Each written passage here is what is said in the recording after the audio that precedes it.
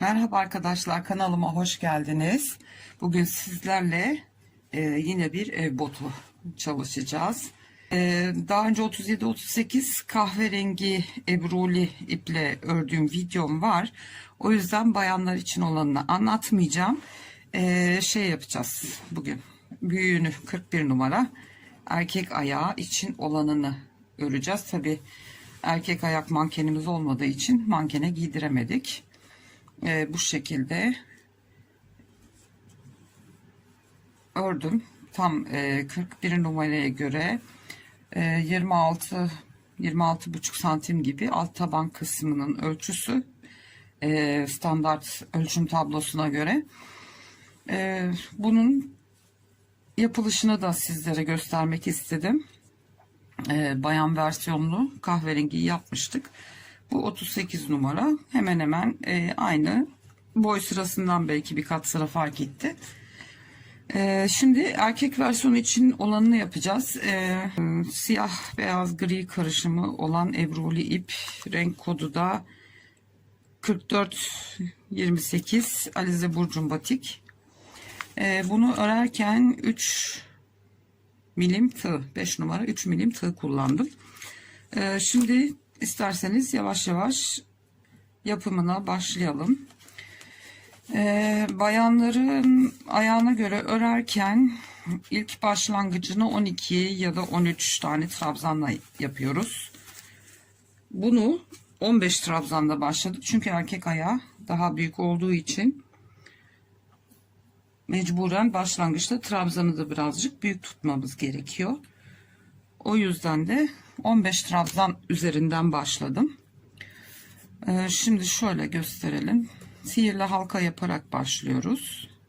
Şöyle ipi tutup hafiften şöyle çevirerek bir halka oluşturuyoruz. Tutuyoruz buradan. İlmeğimizi içinden geçiriyoruz ve bir tane zincir yaptım. Bir tane daha çekiyorum ve zincir hariç 15 tane halkanın içerisine ikili trabzan öreceğiz. 4, bir tane daha yapıyoruz ve 15. Zincir hariç 15 tane ikili trabzan ördüm ve ipliğimi çekip halkamın ortasını kapattım. Şimdi bu iki zincir değil, trabzanın ilk trabzanı, zincirin yanındaki ilk trabzanın tepesine kaydırma zinciriyle tutturuyorum. Tekrar iki zincir çektim. Şimdi zincirin dibindeki trabzana hemen batıyorum ve buraya iki tane, aynı deliğe iki tane trabzan yapıyoruz. Şimdi her trabzanımızın üstüne iki tane çift batacağız hep. Her trabzana çift batarak 15 tane trabzan sayımızı 30'a çıkartacağız. Sıranın sonuna kadar her trabzanın tepesine 2 batarak 30 tane trabzan yaptık. Zinciri hiçbir zaman için saymıyoruz. Onu sadece yukarı çıkış olarak kullanıyoruz. Şimdi zincirin yanındaki ilk trabzanın tepesine yine kaydırma zinciriyle sabitliyorum. İlk trabzanın tepesine, yani zincire bağladığımız trabzana bir tane tek batıyorum. İkincisine çift yapıyorum. Bir yanındakine tek batıyorum.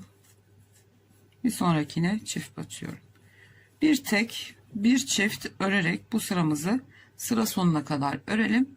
Sonra tekrar birlikteyiz. Evet arkadaşlar, son trabzanım kaldı. Şimdi tekle başladığım için çiftle bitecek. Çiftle başlarsanız tekle bitirmek zorundasınız. Şimdi son çift, tekin yanına çiftimi örüyorum.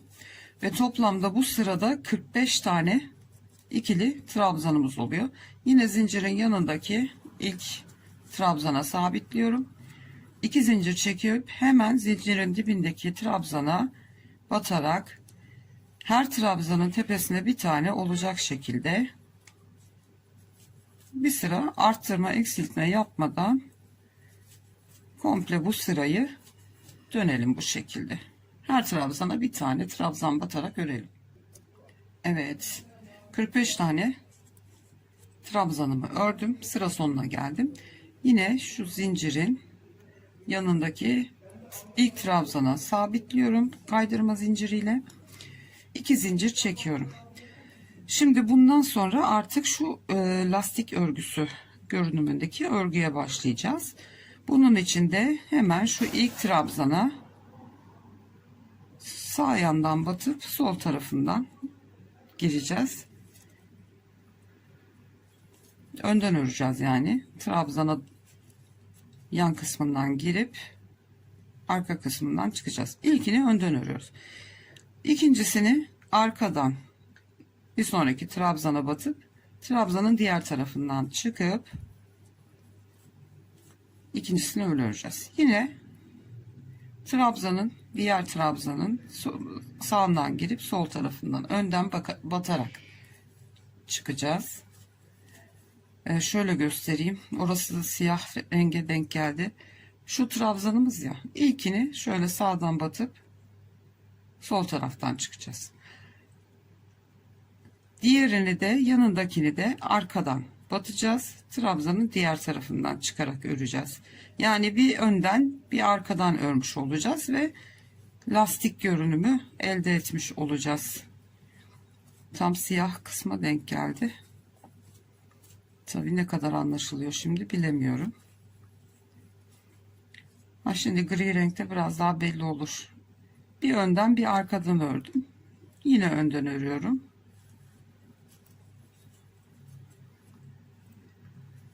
Bu seferkinde arkadan batacağım. Bu sırayı bu şekilde komple dönelim. Evet arkadaşlar, sıranın sonuna geldim. Şimdi biraz anlaşılıyordur. Beyaz renge geldim zaten. Şimdi önden ördüğüm en son ilmek, ilk başlarken de önden ilmek örmüştük.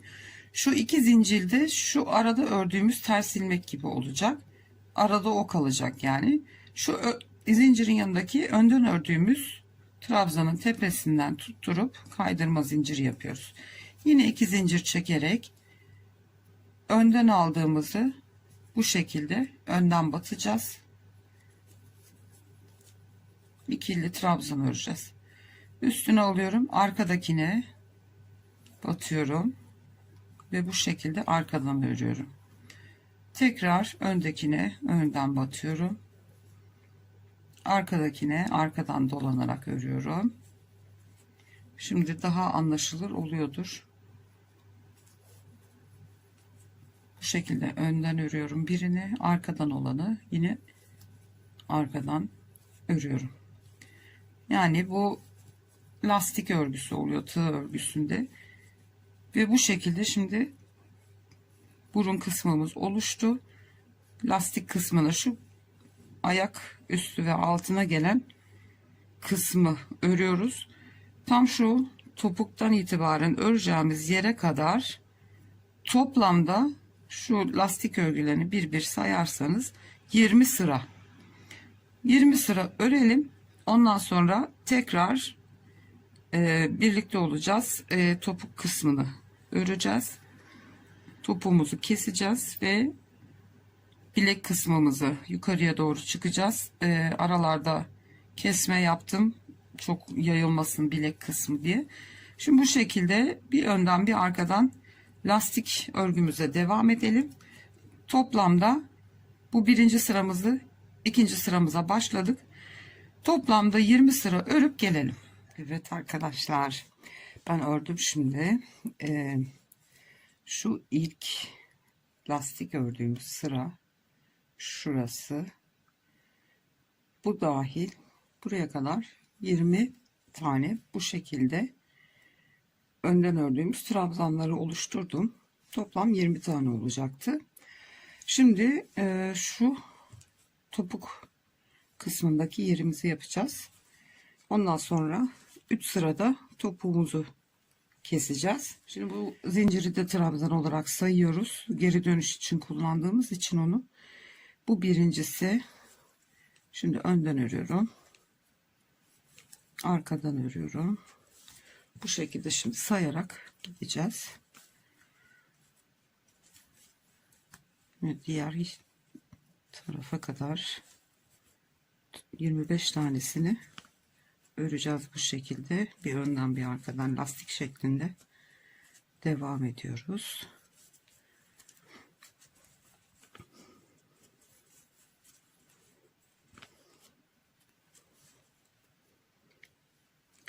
Sizin eliniz sıkıysa 3,5 numara tığ da kullanabilirsiniz. Ben çok fazla sıkı örmediğim için 3 numara 3 milim tığ iyi geldi bana.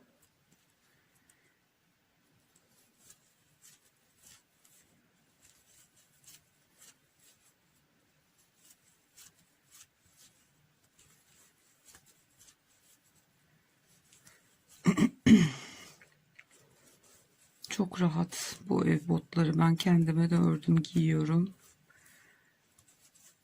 Sıcacık tutuyorlar. Hiç terlik giymeye gerek yok. Çorabın üstüne bir giyiyorum.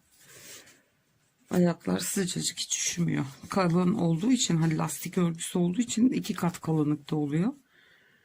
O yüzden de gayet sıcak tutuyor. Dilediğiniz herhangi bir iplikle de örüp patik ipiyle de yapabilirsiniz. Daha ince düşer. Şimdi sayalım. Şuradan 1, 2, 4, 6, 8, 10, 12, 14, 16, 18, 20, 22, 24. Ve son olarak bir tane arkadan 25.'yi örüyoruz. Evet, alt taban topuğa kadar 25 tane trabzan yaptım. Bu arkada kalacak olan kenardaki zincir. Arka lastik ördüğümüz varsayıyoruz. Burada da öndeki 24. arkadan ördüğüm 25. oldu. 2 zincir çekerek dönüyoruz. Ve şimdi ilk önce arkadan denk geldi. Onu öreceğiz.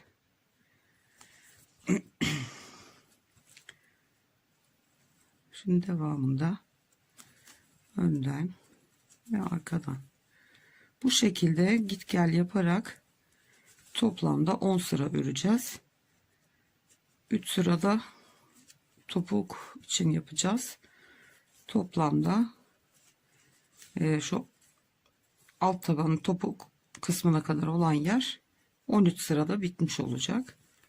Ondan sonra yanları örüp bilek kısmını yapacağız. Şimdi bu şekilde arkadaşlar ikinci sırayı örüyoruz. Toplamda 10 sıra örelim ve tekrar birlikte olacağız. Evet arkadaşlar, ben şimdi topuğa kadar 10 sıra lastik örgümü ördüm. Şimdi son 3 sıramız kaldı. Onunla da şu topuk kısmını yapacağız beraber.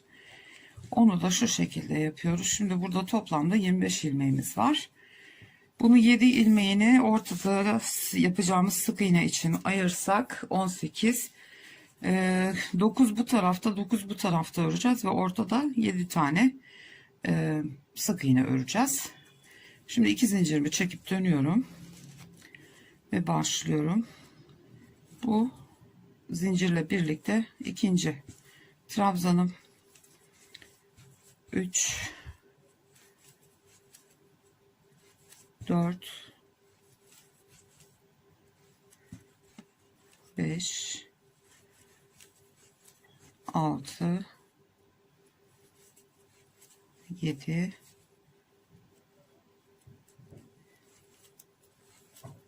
8 ve arka taraftan ördüm 9. Şimdi 7 tane bir sonrakinden başlayarak 7 tane sık iğne örüyoruz. 2 3 4 5 6 ve 7.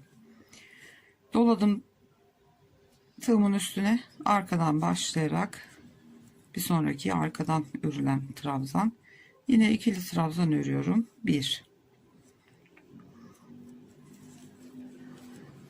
2 3 4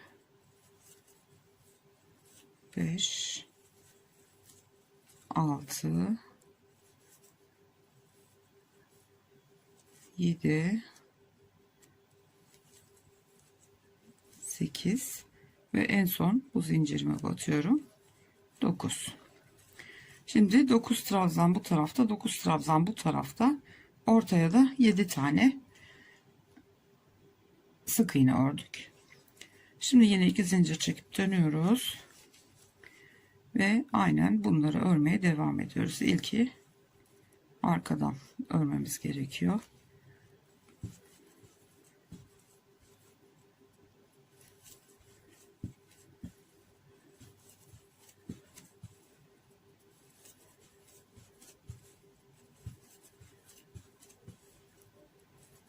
Dokuz tane trabzanı şimdi ördük. Şimdi bu sık iğneleri düşürmemiz gerekiyor 3'e.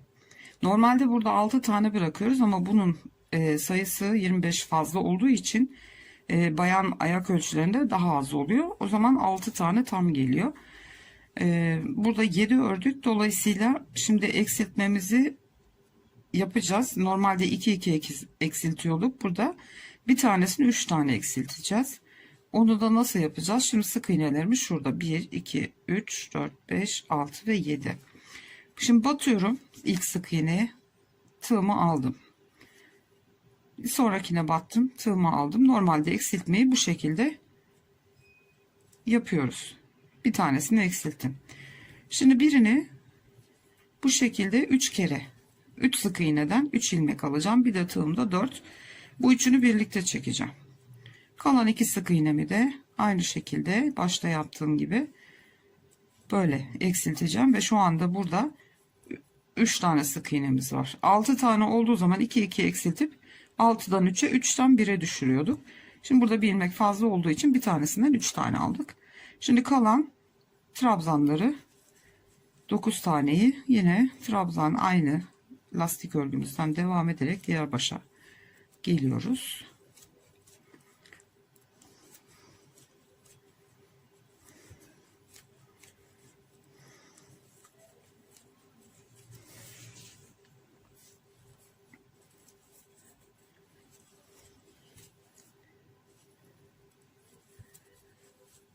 Sekiz ve sonuncusuna normal zincire boşluğuna batıyorum. 9. Şimdi tekrar 2 zincir çekip dönüyoruz. Bu şimdi topumuzun son sırası. Yine 9'ar tane trabzanlarımızı normal lastik örgümüzle devam ediyoruz. 2 3 4 oldu pardon. 5 6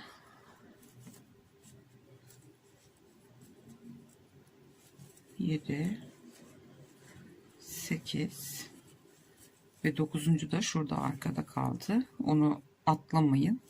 Şurada 9. Şimdi bu 3 tane sık iğneyi teke düşüreceğiz. Ne yapıyorum? İlkinden ilmek çıkardım. Gördüğünüz gibi. İkincisinden de çıkardım. Ve üçüncüsünden de çıkarttım. Hepsini birlikte toparlıyoruz. Tığımızla doluyoruz. Ve trabzanımız arkada. Oradan başlayarak 9 tane trabzanımızı örüyoruz.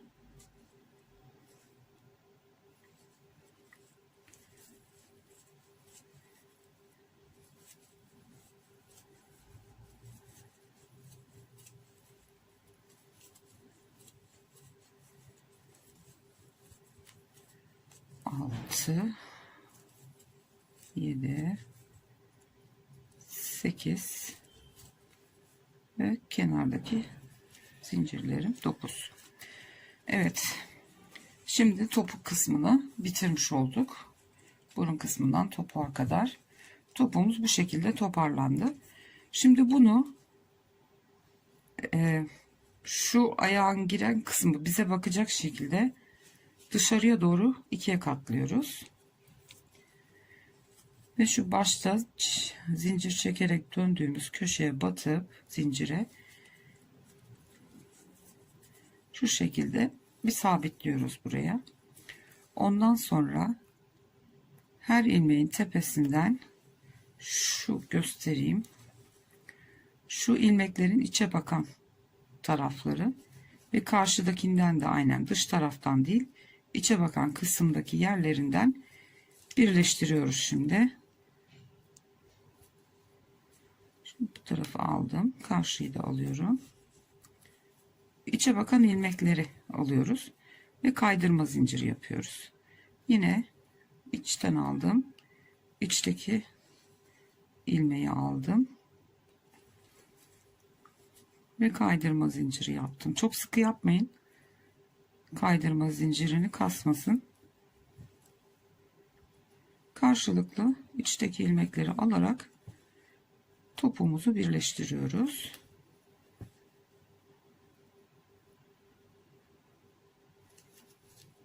Birer katlarını alıyoruz hemen ilmeklerin.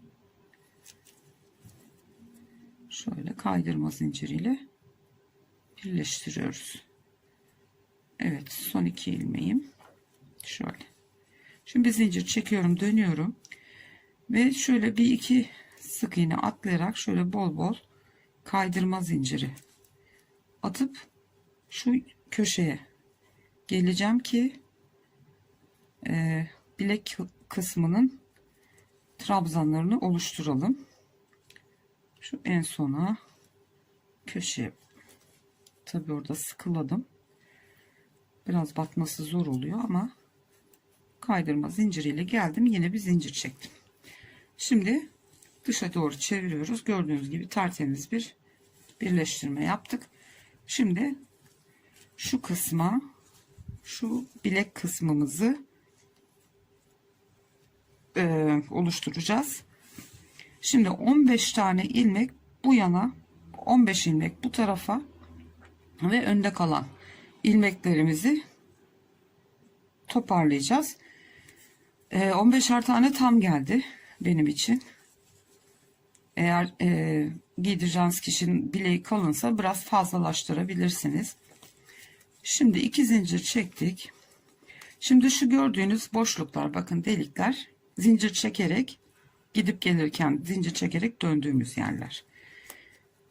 Zincirlerin boşlukları var ve şu arada gördüğünüz gibi ilmeğin ipleri var. Arkadan ördüğümüz trabzan için ilmeğin, zincirin boşluğuna batacağız. Önden örmek için de şu aradaki ilmekleri kullanacağız. 2 zincir çektim. Bu ilk arkadan öreceğimiz trabzanı farz edin. Hemen şurada bakın, birleştirme yerinde şöyle ilmekler var. İlk önden öreceğimiz lastik örgüsünü buraya yapıyoruz. Bir tane boşluğu, şuradaki boşluğu atlayıp şimdi o 15 tane ilmeği bu araya yedireceğiz bir şekilde. Onu göz kararı artık yapacağız. Şu ikinci ilmeğim, arkadan öreceğimiz. Şimdi yine önden öreceğimiz ilmeği, bakın şurada ilmekler var. Onlara tutturuyorum. Gördünüz mü? Bu arkadan ördüğümüz, zincirle başlayacağımız, önden arkadaki, bir dahaki sırada da daha belli olacak. Bu da yine önden öreceğimiz lastik örgüsü. Şimdi önden ördüğümüzü yaptık. Hemen aynı boşluğun içine bir tane trabzan yapayım. Devamında hemen şu zincirlerin arasında bir tane ilmek olan yer var. Oraya battım. Bir tane boşluk atlıyorum. Bakın şöyle. Şunu atlayacağım. Bir yana geçeceğim. Yani tamamen göz kararı yapacağız bunu. 15 tane ilmeği buraya yedireceğiz. Şimdi yine hemen önden öreceğimiz lastik örgüsünü koyduk. Aynı yerin boşluğuna arkadan öreceğimiz ilmeği oluşturduk. Bakalım şimdi zincir de sayıyoruz. 1, 2, 3, 4, 5, 6, 7, 8, 9 ilmek olmuş. Şu araya 6 tane ilmek sığdıracağız daha. Tam şu köşeye kadar yapacağız. Ondan sonra öndeki ilmekleri alacağız. 9 tane olmuş. Şimdi bir tane önden öreceğimizi şuraya bağlayayım. 10 oldu. O boşluğu atlıyorum. Hemen bir yan tarafa kayıyorum. 11. Buradaki zincirlere bağlıyorum. 12. 13. 14. Ve sonuncusunu da Tam şurada bir tane köşede zincirli yer var. İlk ördüğümüz sıra. Ve 15. Tekrar sayayım yanlış yapmamak için. 1, 2, 3, 4, 5, 6, 7, 8, 9, 10, 11, 12, 13, 14, 15. Evet. İlk yan tarafımızı bitirdik. Şimdi önden başlıyoruz örmeye. İlk ilmeğimiz şu arkada. Şu ikisinin arasında arkada olan ilmeğimiz. Oradan başlıyoruz. Önden örüyoruz. Modeli aynen devam ettiriyoruz bu kısımda. Yani şurası sanki bir bütünmüş gibi komple örülmüş oluyor. Buradakilerini önden olanı önden, arkada da olanı arkadan öreceğiz.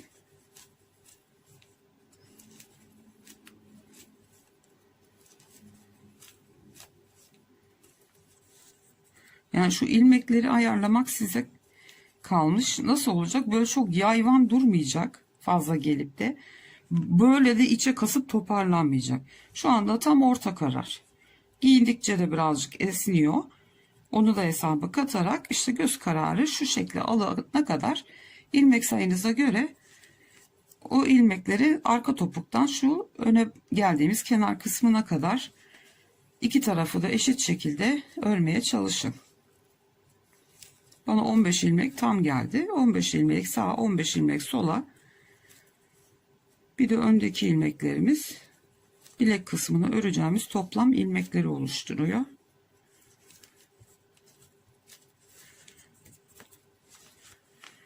Videoyu çok fazla uzatmak istemiyordum ama gene ayrıntıları göstereyim derken sanırım birazcık uzayacak.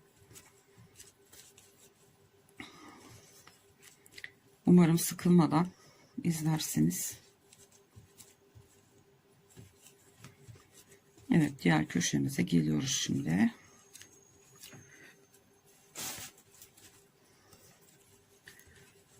Evet, önden örüyoruz. Ve ön kısma ait şu gerideki son ilmeğimizi de ördük. Şimdi 15 tane ilmeği şu başladığımız yere kadar bu tarafa yapacağız.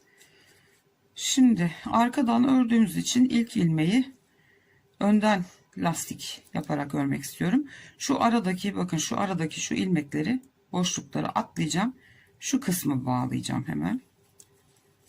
İlk ilmeğimizi ördük. Bir tane yanında hemen aynı boşluğa ikincisini yaptım. Şu ilmekleri atlayıp bir sonrakine ön ilmeği ördüm. 3 oldu. Aynı boşluğa batıyorum tekrar. 4. Devam ediyorum buradan. 5. Yani tamamen karar, göz kararı. Şu boşluğu atlayalım. Bir yan tarafa geçelim. 6. 7. ilmeği buraya bağlıyorum. Sayayım tekrar. 1, 2, 3, 4, 5, 6, 7. 8 tane daha ilmeğimiz olacak. Hemen bu boşluğa batıyorum. 8. Devamındaki ilmeklere doluyorum. 9. 10. 11. Yoğunluğu arka tarafa veriyorum çünkü burası zaten lastik örgü. Hani burada aralıkları biraz fazla olsa da sorun olmaz. Çünkü burası lastik örgü olduğu için kasmayacaktır. O yüzden aralık bırakma kısmını ön kısma doğru olan yerde bırakıyorum. 1, 2, 3, 4, 5, 6, 7, 8, 9, 10, 11. 4 ilmek daha yapacağız şu aralığa. Şu boşluğu atlıyorum. 12,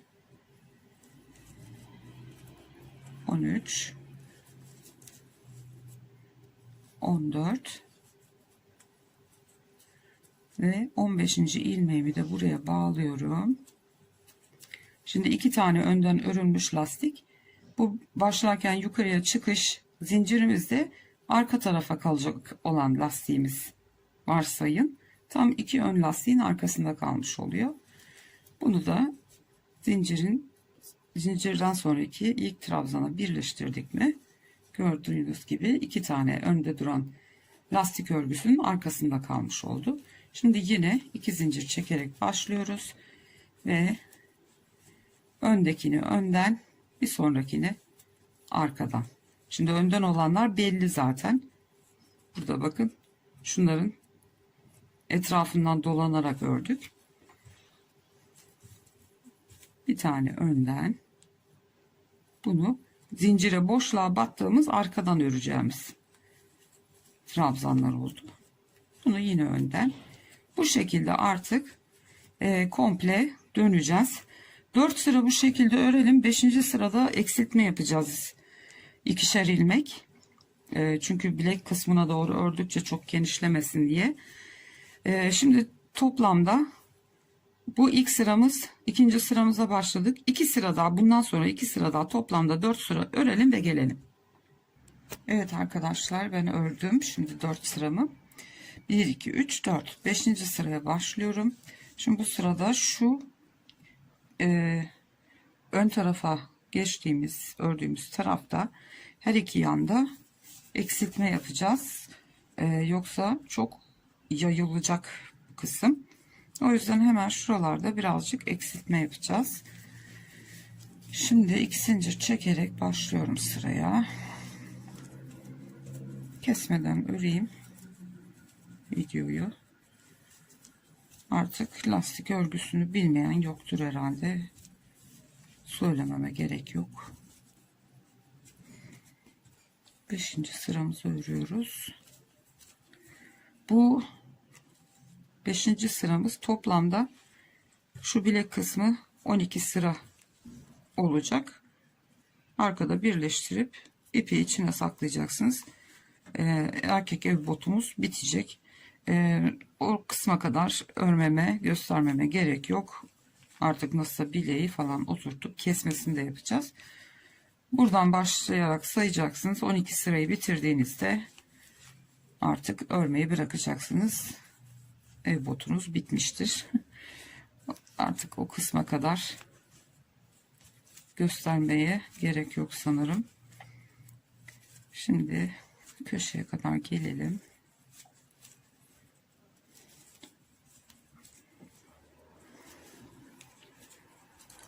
Şimdi nereden keseceğiz?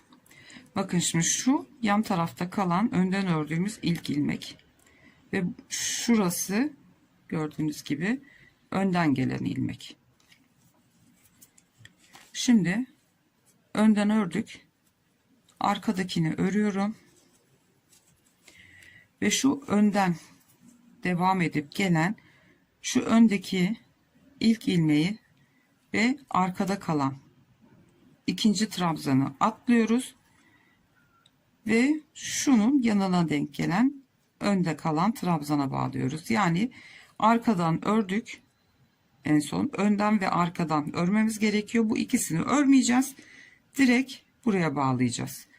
Yani şu önden gelen, ön kısımda olan önden ördüğümüz ve yanındaki arkadan ördüğümüz ilmeği eksiltmiş olacağız. Arkadan ördüm, şimdi bunu ve bunu atlıyorum, diğerine bağlıyorum.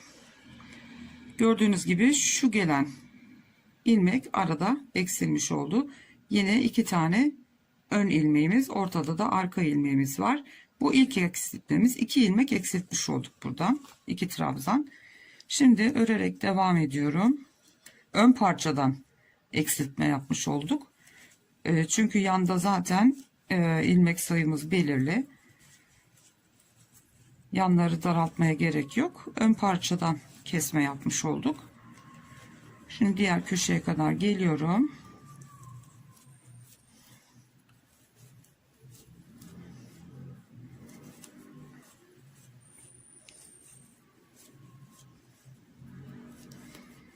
Dediğim gibi buranın sıkılığını, gevşekliğini ayarlamak tamamen sizin öreceğiniz kişinin ayağına, kullandığınız ipliğe, tığa göre değişkenlik gösterecektir. Ben standart 41 numara ölçüm tablosuna göre, verilmiş olan ölçüye göre ördüm. Çünkü ördüğüm kişi yanımızda yok. Bu bir sipariş. Muğla'ya kadar gidecek bu. O yüzden ölçüm tablosuna göre ördüm. İnşallah tam istediğimiz gibi ayağına oturur. Evet, şimdi şu yandan gelen, bu önden gelen, bu da diğer önden ördüğümüz. Şimdi arkadan ördük. Bunu önden de öreceğim. Şu arkadakini de örüyoruz. Şöyle. Ve şimdi bunu ve arkadan ördüğümüzü atlayıp yandaki ilk önden örülmüş trabzanlara bağlıyoruz. Yani önden gelen, öne bağlı olan şu ilk sırayı kesmiş oluyoruz.